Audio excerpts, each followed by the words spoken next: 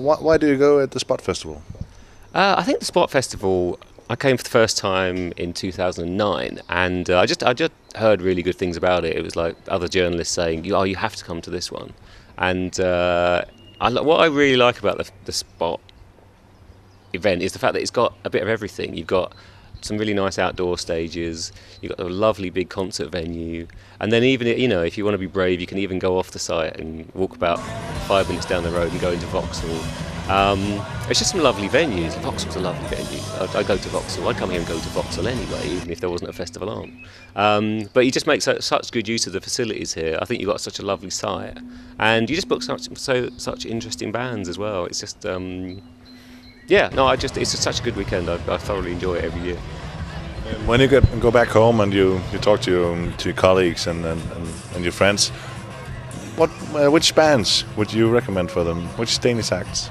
Well, this year I was particularly focusing on. I spent all of Friday night in the Ark House and watched the very interesting Middle Eastern Danish crossover they were doing there, which is to do with this real regular monthly gig apparently, which I think is a brilliant idea. And it was so wonderful seeing the crowds, because I was going along to these gigs thinking, okay, well, because I'm going to write a piece about this, I'm writing a whole separate piece about that.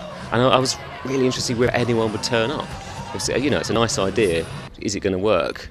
And it did. It was amazing. You could see people kind of drifting in and, sort of sitting there and weren't quite sure, and there'd be like Arabic singing, and then they'd be up and dancing by halfway through it.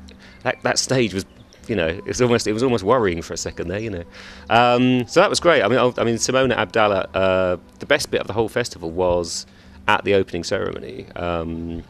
The Efterklang and the other bands whose name I can't unfortunately pronounce. Slaraffenland. That's the one. When Simona did her little set, which was her little 5-minute set, walked off, the guy from Efterklang said, "Oh, do you want to come and play with us?" Apparently didn't even tell the rest of the band.